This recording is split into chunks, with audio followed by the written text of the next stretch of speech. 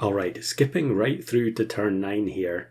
And that's partly because there's going to be an intermission in the middle. We're going to have 2 runs today, and then in the middle I'm going to draw the competition winners.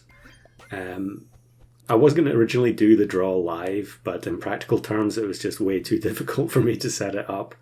And there were plenty of chances that it would have been interrupted, so in the end I've just had to record it, and then I'll do commentary over the top of it.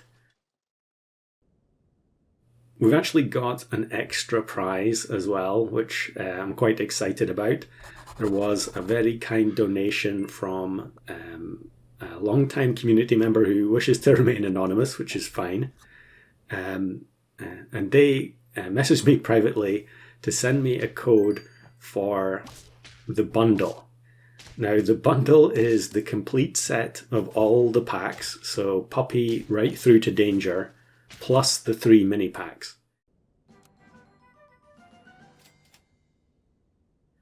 So we're also going to be giving that away as part of the same giveaway.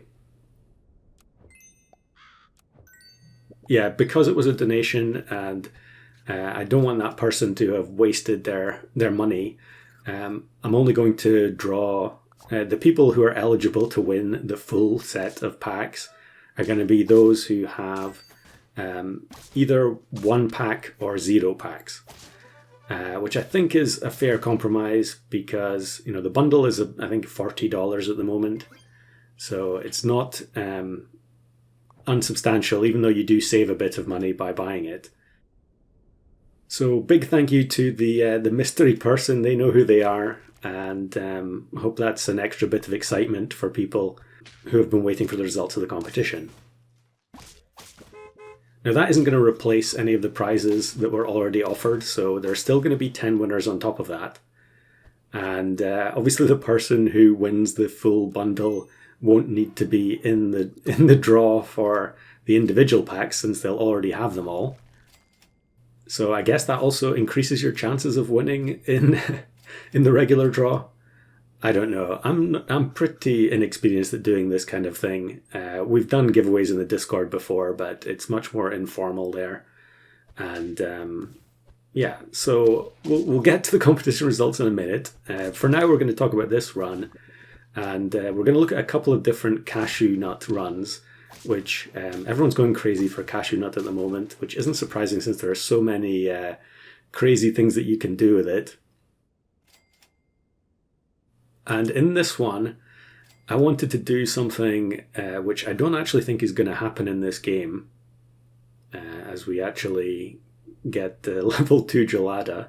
So we'll just take the Ibex and then use the Peach of Immortality. Yeah, I was setting up for something else here, and I didn't actually get it in this particular run, but look at this. I get matched with level 3 Sloth on turn 14.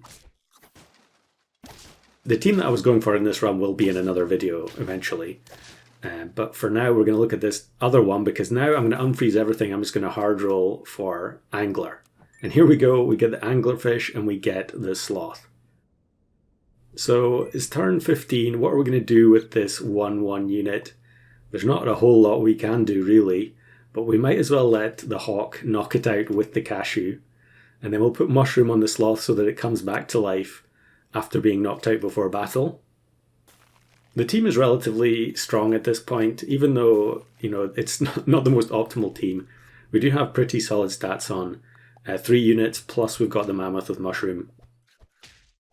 There's actually Hippogriff on the other team as well. I'm not sure I noticed that when I was playing this game, but it would have been pretty funny to steal that. The Sloth actually gets a knockout there, and we do advance on to 9 wins. I'm not going to put the chocolate on the Sloth. This is after I'd already got the ribbon. It's way too late now anyway. Plus it would stop it being knocked out by the Cashew, which I think is the entire attraction of this particular team. And then we get matched with Tanistrophias, which I think... did it hit the Sloth there?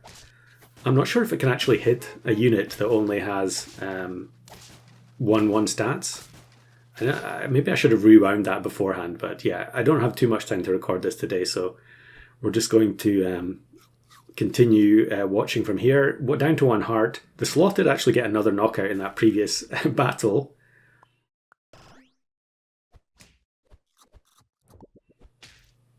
We transformed the Gelada into Giant Otter, which I think is a really strong unit that has quite a lot of applications and customs.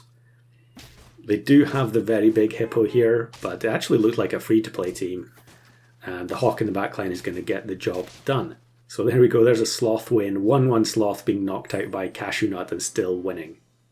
Okay, here we go with the draw. So first up, everyone who has only 1 pack or 0 packs has been added to this list. We're going to shuffle them 3 times, and then we'll spin to see who gets the grand prize, kindly donated by mystery community member. And it is Wonder Rose. So congratulations, you win the full bundle of all the packs. Now here's everyone else, the full list, and I've actually put everyone's pack list plus their requested pack in the names as well. So the font is very tiny, hard to read, but it's much easier when it pops up. So the first winner is Canned Custard, who is a free-to-play player, and they wanted Danger Packs, so we can definitely do that. I keep shuffling every time before the next one. And then the second winner is going to be, it's right on the line there, it's Blue Jay Fan. And I think they only had Star Pack there, but they had a bunch of, I think there were multiple options for which pack they want to receive. I think it's going to be fairly likely that I'll be able to give everyone what they actually ask for. So Stoked there had a bunch of packs, I think. I think that's actually a reference to Monty Python, that name. I had to look it up because I wasn't entirely sure. And then Quasi Wabbit, who has Puppy Pack, wants Unicorn Pack. There's actually a lot of people who wanted either Danger or Unicorn. I guess that makes sense. Although Danger has far fewer units than Unicorn and Star. And then another free-to-play, Duck Johnson, representing the Ducks well. And who's going to be next? How many have we done now? I did double check at the end to make sure I drew 10 names, but the next one is Kiwi. So owns Unicorn Pack and wants Star, which makes sense. You get the most units for your prize there, I think. I'm pretty sure Star has more than Golden does, but I could be wrong. Almost hit someone else who has Duck in their name there, but in the end it's Lemur, who wants a mini pack. Actually, possibly the only person who didn't have all the regular packs who asked for a mini pack. But I respect it, they are great for customs. And then the next one is a username that's been scrambled. So it's free to play and they wanted Unicorn as well, I think. Apologies if you can hear noise in the background. I can't really delay recording this any longer. And then here's someone else with a scrambled name. It looks like Poker. And F2P means free to play. And they wanted any pack. So that was very kind of them to let me pick. Definitely will help making sure that everyone gets what they want. And then Billy's Lovey, who seemingly has everything except mini pack 2. So there you go, Billy. You've completed your collection of packs.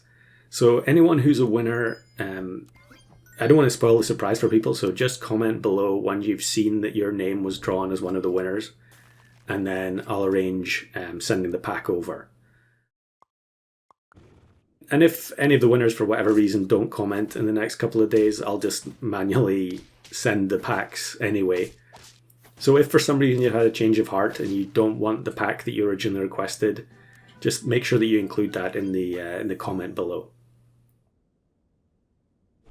So yeah, nice to have finally got a giveaway out of the way. It is a bit of a hassle doing the admin for it, but definitely much fairer overall, I think. And hopefully the winners will be happy with their various packs, and maybe I'll see some of them out in customs soon enough. Actually, it's been a while since I've tried to record anything playing customs with free-to-play only, even though a bunch of stuff has been added. I think it would probably be significantly easier than the last time I played, just because of the matchmaking, and not necessarily with the choice of pets. But anyway, picking this one up now on turn 9 that we've had that chat. This is another cashew run where we're going for the much more typical road of going for level 3 stoat and then transforming it into the unit that we want to knock out with the cashew nut. And we actually get level 3 Macaque here, which is exactly what I wanted. Even though it might seem like it doesn't make any sense, it is possible to make a very funny team with this. And we get another unit that we need, which is the Leafy Sea Dragon. And you might think, what's the point of Leafy Sea Dragon if we already have level 3 Macaque? Well, the reason is that we need a unit that can hold the cashew nut and remove itself from battle. And your options for that are pretty limited. It's either Pygmy Seahorse or Leafy Sea Dragon or Moby Dick, and I definitely wasn't going to be going for Moby Dick in this particular game. So we'll take the level up on the Thorny Lizard, hoping to get Pteranodon, and we get it. So actually, I think I could set up... Oh no, I couldn't set it up here. I need to find the cashew nut first. So we're gonna... That's why I'm keeping the cows frozen, because I don't want to waste them. If I buy the cow and then it overwrites the cashew nut, that would be quite depressing. So I've got to be careful there. So easy win. When you get level 3 Macaque, you're probably going to win for a couple of turns pretty easily. But then it starts to fall off pretty hard. So we need to try and get this whole thing set up as soon as we can. We get the mushroom, which we also need. But we still need the cashew nut. I think here I should really just sell out of everything and keep rolling. Yeah, the Peach of Immortality doesn't help me. I just have to find cashew. I don't know what I'm confused about here. Okay, there we go. We find it. So now we can sell everything, get the combo set up. You've got to also make sure that you don't inadvertently give the Macaque more health.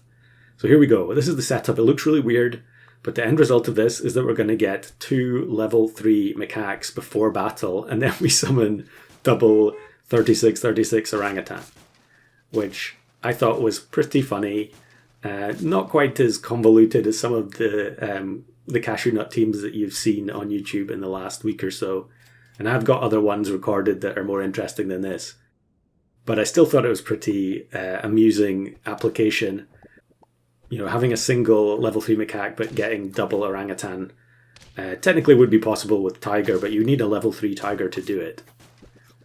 And unsurprisingly, we win the next battle, but really at this point we're now, it's sort of do or die here. We need to win turn 13 or 14 because this is not going to be good enough, especially since the 2 orangutans are not going to have any equipment. With the old version of Mongoose, you probably could have set this up to get Coconut on one of the orangutans, but unfortunately not going to be possible here.